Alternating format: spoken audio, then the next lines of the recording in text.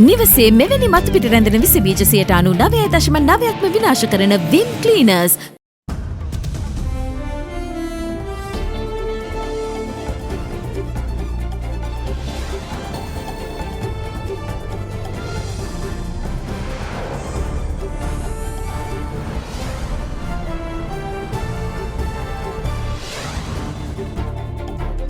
Tonight, not an option. As the government rules out a curfew as a last resort, the Sri Lanka Medical Association warns of hospital pressure. The number that needs oxygen in hospitals are unacceptably high, and there is a threat for exceeding the capacity of hospitals. A high cost. The Cabinet appoints a subcommittee to study teacher salaries and reveals that an immediate raise would cost a staggering 70 billion rupees. Close contacts. MP Badiuddin arrives in court after 111 days, where the CID reveals his special treatment to the Cinnamon Grand Bombers Company, as the Attorney General files indictments against 25 terror suspects. Done away with. The Cabinet announces the removal of the import tax on powdered milk that it hopes will address current shortages. All that and much more coming up on First at 9, this Tuesday, the 10th of August, 2021. ඒ කියන්නේ life boy අවස්ථා 10කදී ලෙඩ රෝග 10කට හේතු වන virus ඇතුළු විෂ බිෂවලට එරෙහිව සටන් කරනවා කියලා. From AdaDerana, this is AdaDerana First at 9. Live from Studio 24 in Colombo. Good evening and welcome to First at 9. I'm Dhammike Kanai. Now then, with the country's daily COVID cases and deaths surpassing record levels as the dreaded Delta variant spreads like wildfire, the Sri Lanka Medical Association is urging people to change their mindsets and live as if everyone around them is infected with COVID-19. Speaking at a media briefing today, SLMA President Dr. Padma Gunaratne said that although the home care program may take some pressure off the country's hospitals, the increase in oxygen dependency among the patients remains a big threat to hospital capacities.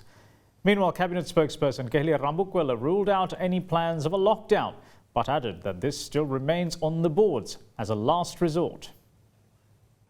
Sri Lanka's COVID-19 situation is without a doubt not looking that good right now. This is clearly underscored by the Director General of Health Services confirmation of the island's highest single-day death toll of 111 that occurred last Sunday, the first time that it surpassed the 100 mark. Sri Lanka now counts 5,222 deaths from COVID-19, higher now than that of China, and including 200 partially or fully vaccinated individuals. To top that off, daily positive COVID-19 cases too are closing in on the 3,000 per day mark, which poses a serious problem for the island's healthcare infrastructure as it rushes to prevent an overrun on the limited number of beds available. The Sri Lanka Medical Council says, however, that measures such as the Health Ministry's home treatment plan that was implemented from yesterday may help drastically reduce the pressure on hospitals, but still the number of oxygen-dependent patients needing care remains unacceptably high. We feel that the number of cases are rising. The Ministry of Health initiated this program on the integrated home management. There is some relief to hospitals because a good number of patients now could be managed at home. But still the number that needs oxygen in hospitals are unacceptably high, and there is a threat for exceeding the capacity of hospitals. So I think that we are in a very critical point. We need to pay attention and need some intervention to give some relief for the healthcare system. With Sri Lanka's situation showing increasing similarities to India's from not too very long ago, where hospitals filled up and daily deaths reached critical levels, the question has to be asked, is this the country's fourth wave? මට හිතෙනවා තවමත් මේක හතරවෙනි එක කියන එක කියලා label කළාට කිසි ප්‍රශ්නයක් නැහැ. මොකද මේක වෙනත්ම රැල්ලක් එන්නේ අරක ගියේ ඇල්ෆා ප්‍රභේදයෙන් මේක ඉතාමත් වේගයෙන් පැතිරෙන මේ අලුත් නැග්ම ඩෙල්ටා ප්‍රභේදයෙන් යන්නේ කියලා. ඉතින් මම හිතනවා ඒක අපි සෞඛ්‍ය අමාත්‍යාංශයට දෙමු ඒක තීරණය කරන්න මේක 3ද 4ද කියන එක. In addition, given a situation where we are dealing with a variant that seems to be challenging whatever we thought we knew about handling this virus, could it be that a change in mentality is what is required? The president of the Sri Lanka Medical Council, Dr. Gunaratna, agrees, saying that people need to instill a sense of paranoia about their surroundings and who they choose to have contact with. හැමෝම අනිත් එක්කෙනාට Covid වෙන්න ඇති කියලා හිතාගෙන හැමෝම එක වගේ ඒ කරන්න ඕන පියවරවල් ටික අනුගත වීම කරන්න ඕන. However, with the Delta variant largely contained within the Colombo district, more questions are being raised whether a full lockdown or quarantine curfew would be the best move right now. The Sri Lanka Medical Council says that with things as they stand, Colombo isn't going to be the only district that will have to bear the brunt of the deadly strain very soon. Colombo තියෙන ප්‍රධානම virus ප්‍රභේද delta ප්‍රභේදය කියන එක තමයි තියෙන්නේ. ඉතින් එතකොට මේක බොහෝ දුරට අනිත් නගරවලට ඒ ගානටම තාම ඩෙල්ටා ප්‍රභේදය පැතිරලා නැහැ. නමුත් මේක ඉතාමත්ම වේගයෙන් පැතිරෙන එකක් නිසා අපි හිතනවා මේක ඉතාමත් සුළු කාලයකින් අනිත් නගරවලටත් පැතිරෙනවා කියන එක අපි දන්නවා. ඉතින් මේක අපේ සමාජයේ තියෙනවා කියන එක ඉතින් අපි වටහා ගන්න ඕන. However, Cabinet spokesperson Kelly Rambukwella told media personnel at the weekly Cabinet media briefing this morning that the government remains adamant that vaccinations could win the race against the variant without the need to shut down the country unless absolutely necessary. ඇඳර නීතිය දමන්න සිද්ධ වෙනවනම් සිද්ධ වෙන්නේ තාමත්ම අත්‍යවශ්‍ය අවශ්‍ය තත්ත්වයක් ඇති වුවොත් මම ඒක අපි රූල් අවුට් කරන්න බෑ ලෝකේ යන ප්‍රවණතාවයන් එක්ක. මේ හැබැයි එය අපේ අවසාන ඔප්ෂන් එක. එහෙම නැත්නම් විකල්පය හැටියට අපි සැලකන්නේ. මොකද අපි විශ්වාස කරනවා බොහොම පැහැදිලිව ලෝකයේම හිතන දේ තමයි මේ විවසනයට තියෙන හොඳම සහ ආසන්නම් වශයෙන් සංඝ සම්පූර්ණ විසඳුම තමයි එන්නත් කිරීම කියන එකයි. එන්නත් දෙකම ලබා ගත්තොත් අපට මේ දේ කරන්න පුළුවන්. සැප්තැම්බර් මාසෙ වෙනකොට මේ 18න් වැඩි සියලුම දෙනාට එන්නත් දෙකම ලබා ගන්න පුළුවන් තැනකට රටපත් කරනවා. අපේ ඉලක්කය තමයි එන්නේ පහසුකම ලබලා දීලා ඉතින් ටික දෙවියන්ට බාර දෙන්න. The cabinet spokesperson also revealed that despite the best efforts of both the health sector and the military, there are still gaps that need to be filled, with some people harboring unnecessary fears of the vaccines. යසුමානේ වෙනකොට 65ක් කොළඹ දිස්ත්‍රික්කයේ විතරක් vaccine එක අරගෙන තිබ්බනේ. නොයෙකුත් මත පෙලක් අය බයයි කියනවා, පෙලක් අය අතුරු ආබාධ කියනවා. ඒ නිසා නැවත ආයාචනාත්මක ඉල්ලීමක් කරනවා. මම හිතන්නේ මේ රටේ වෘත්තීය වේදෙන් සියල්ල ඉල්ලිය යුතු දෙයක් මේක. කරුණා කරලා තමන්ගේ එන්නත ලබා ගන්නයි. In the meantime, there were 2,953 new cases of COVID-19 reported throughout the island yesterday, with the highest of 770 from the Gampa district. From the other districts, Kalutara reported 441 new infections, while Colombo confirmed 312. In addition, 294 cases were detected in Ampara, 187 from Ratnapura, 168 from Gaul, 117 from Kandy, and 165 from Munragala.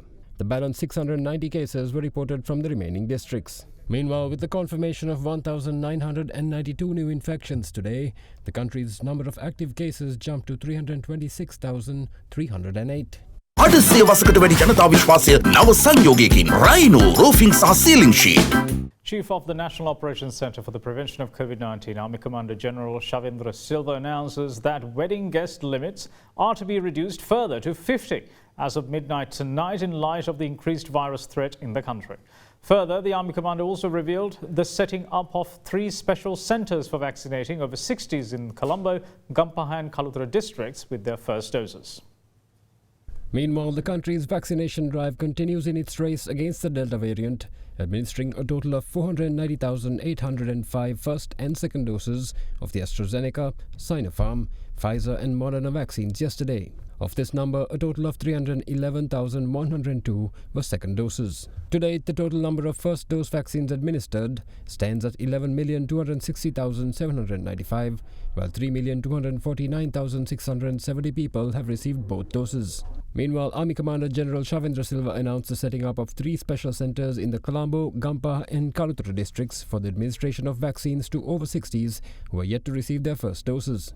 Accordingly, vaccinations will be carried out at the Narempita Army Hospital for residents of the Colombo district, the Gampa General Hospital for those living in the Gampa district, and at the Kalutara District Base Hospital from tomorrow. Meanwhile, residents of Mahaveva town in Puttalam resorted in a new type of protest, calling for vaccination of over 60s in the district to be fast-tracked. Taking into consideration the increased threat from the Delta variant, the method of protest proved to be something that many trade unions today could take a page out of. Instead of gathering in large numbers, the protesters instead placed mannequins along the street, holding placards outlining their demands. In the meantime, head of National Operations Centre for the Prevention of COVID-19, Army Commander General Shavendra Silva announced that as of midnight tonight, the guidelines for the holding of weddings will be revised. With that, guest numbers will be limited to 50 from the previous limit of 125. The new announcement revokes all previous health guidelines pertaining to seating capacities. Further, the Postal Department also announced today that it would be limiting services at post and sub-post offices only to Mondays, Tuesdays, Thursdays and Saturday in light of the current situation. In addition, the Department of Pensions also announced that it would be halting all interviews with new pension applicants until further notice. The department has advised pensioners to call its 1970 hotline for information on obtaining services. Moving on with other local stories, the Attorney General has sent indictments to the Chief Justice to appoint a trial at bar against 25 suspects who were indicted over conspiracy for the 2019 Easter Sunday terror attacks. In the meantime, former Minister Rishad Badiuddin, who is detained under the Prevention of Terrorism Act for allegedly aiding and abetting the Easter Sunday terror bombers, was produced before court today. The last time he saw the inside of a courtroom pertaining to the case was 111 days ago. In any case, the court heard that Badiuddin facilitated the issuance of great quantities of copper to a company owned by one of the suicide bombers outside the legal framework, and some proceeds from the company's exports were used in the attacks. Parliamentarian Rishad Badiuddin was arrested by the Criminal Investigation Department on the 24th of April this year for allegedly aiding and abetting the bombers who perpetrated the attacks on Easter Sunday in 2019. He was detained and interrogated by the CID under the Prevention of Terrorism Act. The suspect was produced before the Colombo Judicial Medical Officer this morning for a medical checkup.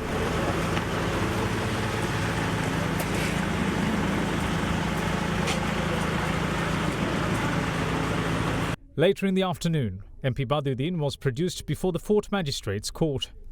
During the proceedings, the CID told the court that the suspect is produced before court pertaining to the investigations conducted on Cinnamon Grand suicide bomber Inshaf Ahmed. Revealing investigation findings, they said that the money generated from copper exports done via Inshaf Ahmed-owned copper factory Colossus have been used in the Easter Sunday terror attacks. They added that 2 million rupees issued from a private bank account of that company was found in the possession of a wife of one of the bombers. The magistrate then asked as to what manner of link existed between that particular investigation and the suspect.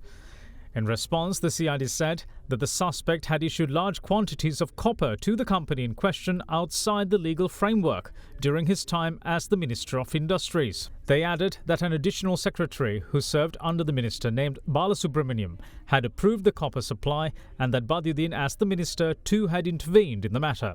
Further, investigations have uncovered information about telephone conversations the relevant additional secretary, the suicide bomber and Badiuddin had during the time the copper issue in question took place.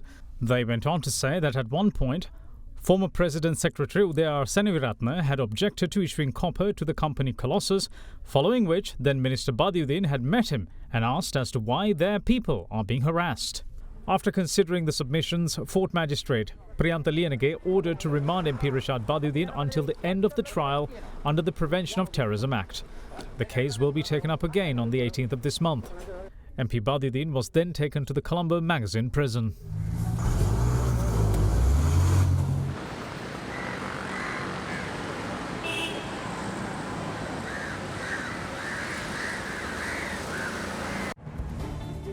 We will see you on the other side of this break. Bear with us.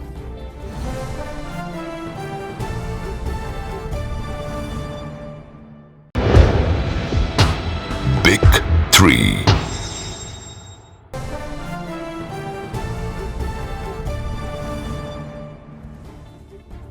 Welcome back. You're watching First at 9.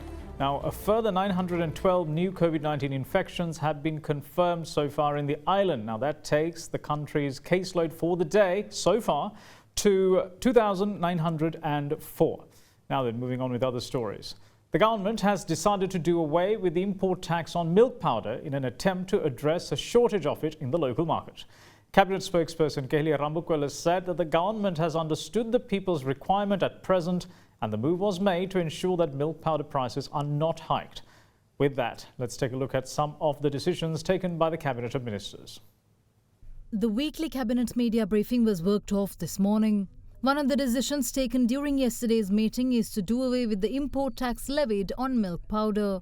Cabinet spokesperson Minister Kehiliya Rambukwala iterated that the move was made to ensure that price of milk powder does not rise in the market during these trying times for the people. කිරිපිටේ හිඟයක් තිබෙනවා යම් කිසි අඩුවක් තියෙනවා කියලා තියෙනවා වෙළඳ පොලේ. ඒකට ප්‍රධානතම හේතුව තමයි මිල වැඩිවීම සම්බන්ධව ප්‍රශ්නයක් මතුවලා තියෙනවා. කැබිනට් මණ්ඩලය පැහැදිලි තීන්දුවක් ගත්තා. අපි සම්පූර්ණයෙන්ම කිරිපිටි වෙනුවෙන් මේ වෙනකොට අය කෙරෙන බද්ද ඉවත් කරන්න. කිරිපිටි වල අවශ්‍යතාවය තේරුම් අරගෙන මුදල්ලක් තව මේ මොහොතේ වැඩි නොකරන තැනට ගෙනන්නත් නම් රජයට ලබා ගන්න ආදායම අඩු කරලා හරි ජනතාවට ඒ සහනය ලබා දෙන්න ඕනේ කියන ප්‍රගතිශීලී තීන්දුව ඊය ගත්තා. ඒ වගේම රජයේ මේ ආයනය කරන සියලු දෙනාට කියන උන්ගේ ලාභය මහා දැවන්ත ලාභයක් කියන එකක් නැහැ. කෙසේ වෙතත් මේ අමාරු මොහොතේ අපි රුපියල් මට මතක විදිහට 175කට හා සමාන බද්දක් ඒ සම්පූර්ණයෙන් බද්ද ඉවත් කරලා මේ සම්බන්ධව කටයුතු කරන්න තීන්දුව කරලා තියෙනවා. The Cabinet of Ministers have meanwhile also green-lighted the implementation of a working capital loan scheme under concessionary conditions to re-energize public ventures. The concessionary loan scheme Saubhagya COVID-19 Rehabilitation Facility, which was implemented under the central bank towards providing capital for the SME sector, will be used for the purpose. The Cabinet has also given the nod to appoint a committee comprised of intellects in the relevant field, led by Professor of Environmental Agriculture Priyantha Indra Lyapa of the University of Sabaragamuwa to obtain the participation of all applicable parties to overcome the challenges in converting to organic fertilizer. An amendment of the Tourism Act is also approved to promote the Sri Lanka Institute of Tourism and Hotel Management to a degree awarding institution. This is done to address the dearth in adequate field-level practical training in courses offered by various universities and other institutions. Further, a proposal to make legal provisions towards accepting foreign divorce, marriage annulment or judicial separation in Sri Lanka is also given the go-ahead. Amendments to the Consumer Affairs Authority Act No. 9 of 2003 is also approved. The amendments seek to provide the necessary legal provisions to control the sale of essential consumer goods at higher prices by certain traders beyond the control price. What's more, the importation of organic fertilizers and natural minerals and chelated plant nutrients for the Maha season of 2021 to 2022 is also given approval. Now then, yesterday's cabinet meeting was billed as a decisive junction in the ongoing saga of teachers and principals trade union action. After much anticipation, the decisions made at the meeting with regards to the protesters' salary anomalies have not impressed the unionists. A ministerial subcommittee was appointed by the cabinet last evening to make recommendations on the way forward at its next meeting next week. Now, the unionists view this as a delay tactic, while millions of children are left without education. Teachers and principals in Sri Lanka have been protesting for 29 days at a stretch over salary anomalies, an issue they say goes back as far as over 20 years. Following meetings with the Education Minister recently, the teacher trade union said that they were promised a solution via yesterday's cabinet meeting. And during the cabinet media briefing today, cabinet spokesperson Kehiliya Rambukwala revealed the latest measure taken to resolve the situation. Though he did not hide his scorn towards those who orchestrate the protests at a time when the country is in great difficulty owing to the pandemic, Minister Rambukwala reiterated the government's honest commitment towards the teachers' cause.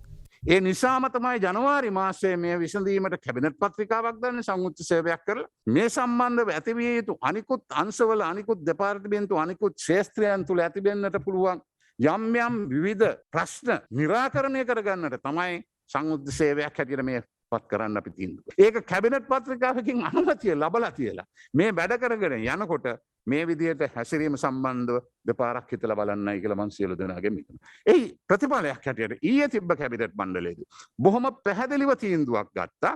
4 දෙනෙක්ගෙන් සමන්විත විමල් වීරවංශ මැතිතුමා, ඩලස් අලහපෙරුම් මැතිතුමා මේ සම්බන්ධව මුලින්දම කටයුතු කරපු ඒ වගේම මහින්ද අමරවීර මැතිතුමාත් ප්‍රසන්න රණතුංග මැතිතුමා මේ 4 දෙනාගෙන් සම්පූර්ණ දුන්නත කමිටිය මේක වැඩි කල බෑ.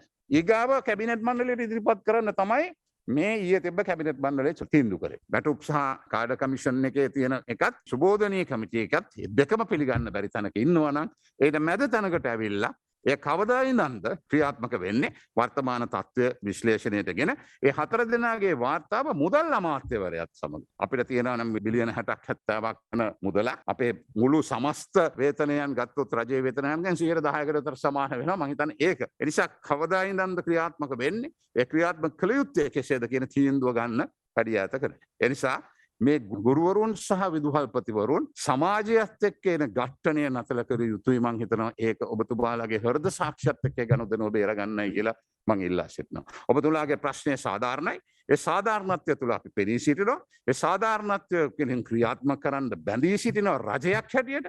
ඒ රජයක් හැටියට බැඳී සිටින නිසා තමයි පළවෙනි වතාවට ඉතිහාසයේ මැතිවරණ ප්‍රකාශනයක ඇතුළත් කරලා තියෙන්නේ. එතකොට මීට අවුරුදු 20ක් තිබ්බ පහුගිය 23ක් පමණ තිබ්බ රජයන් කිසිම දෙයක් ආසන්නම යහපාලන 2015 සිට 20 දක්වා ඔවුන් ඉතාමත්ම ඔය ජනතා විමුක්ති පෙරමුණ අනිත් කණ්ඩායම සමීපව වැඩ කරේ. පොදු පක්ෂ පුතු ඒකකතාවයක් එක්ක ඔවුන් නිරන්තරයෙන් කටයුතු කරේ. ඒ අවස්ථාවේදීත් ඔවුන් කිසිම අවස්ථාවක මේ සම්බන්ධව කතා කළා. මේක හුදෙක්ම දේශපාලන කතාවක් නොවන බවත් හැබැයි මගේ පෙර ප්‍රකාශයන් මේ දෙතුන් දෙනා සම්බන්ධව මගේ තියෙන අදහස් අදත් මම වෙනස් කරගෙන නැහැ. ඒකත් කියන්නට ඕනේ. Teachers and principals trade unions also convened media briefings today to respond to the decision taken by the cabinet.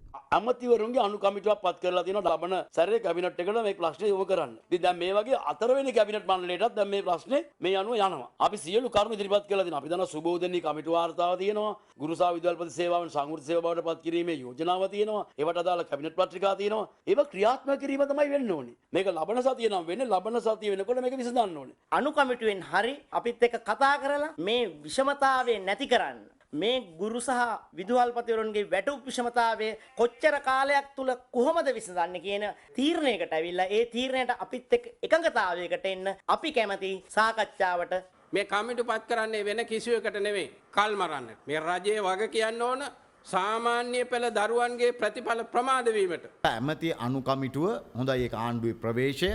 අපි බලමු ප්‍රායෝගික යථාර්ථවාදී විසඳුම් ලබා දෙන ප්‍රවේශයක්ද නැත්නම් ප්‍රශ්නේ කල්මරන ප්‍රවේශයක්ද තාම නිගමනවලට එන්න අපි සූදානම් නැහැ. Responding to the teachers trade unions, Minister of Education Professor G.L. Peiris brushed aside the notion that the appointment of a ministerial subcommittee is part of a delay tactic. කල්මැරීමේ කිසිම අවශ්‍යතාවයක් නැහැ. කැබිනට් මණ්ඩලයේ තීරණය කළා කැබිනට් කමිටුවක් පත් කරා.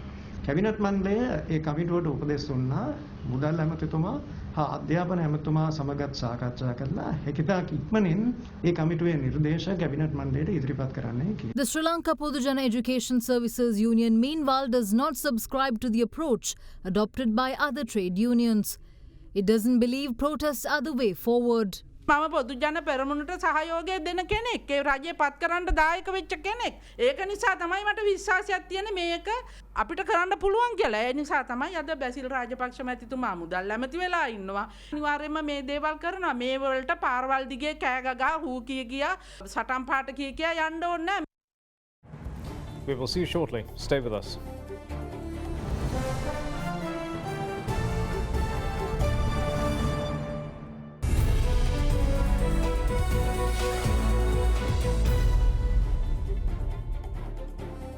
Welcome back. This is First at 9. Now, Financial Consumer Relations Department at the Central Bank has introduced a complaint submission form for financial consumers who wish to submit a complaint against financial service providers regulated by the Central Bank. This, the bank says, will streamline the complaint handling process in an efficient manner, and financial consumers are encouraged to submit a clear and concise complaint with accurate information using the complaint submission form. The soft copy of the complaint submission form is available for download on the CBSL website. A web form to submit complaints online to FCRD is to be introduced in the near future. The Central Bank has also made arrangements to introduce a hotline, 1935, which is now available to facilitate inquiries from the general public in 3 languages. This service will be available during working hours of the Central Bank, and it will not be toll-free for the caller.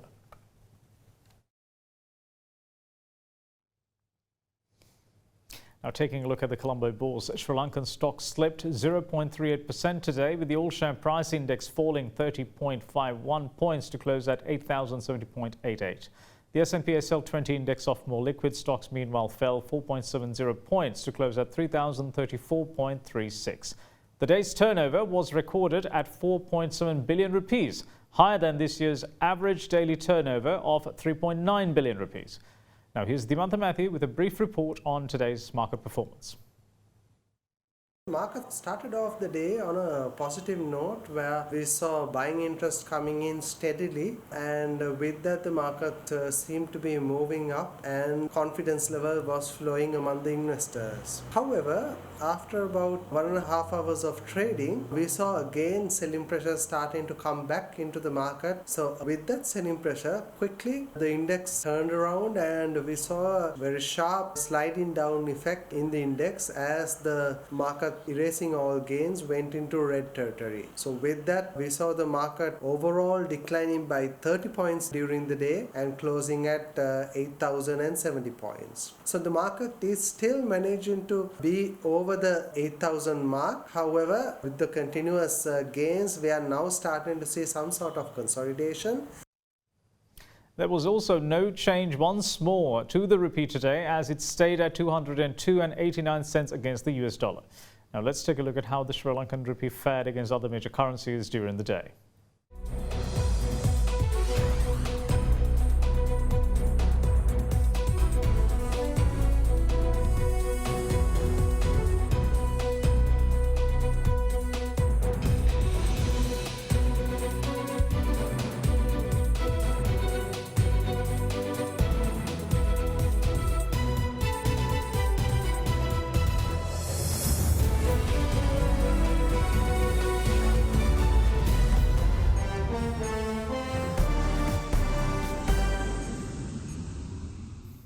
Afghanistan's defense ministry says that Afghan forces killed 47 Taliban insurgents in central Kandahar and 3 other districts.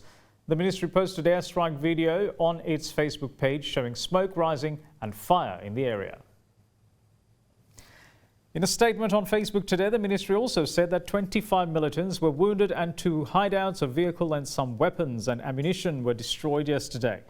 Meanwhile, Taliban fighters tightening their control of captured territory in northern Afghan city today as residents hid in their homes and a pro-government commander vowed to fight to the death to defend Mazar-i-Sharif, the biggest city in the north. President Ashraf Ghani has called on regional strongmen to support his government after a stunning string of Taliban gains as US-led foreign forces pull out. The United States has been launching airstrikes in support of the government troops, but said it was up to Afghan forces now to defend their country. Taliban and government officials have confirmed that the Islamists have overrun 6 provincial capitals in recent days in the north, northwest and south. And that's it from all of us here at First at 9. Thanks for watching. Bye-bye.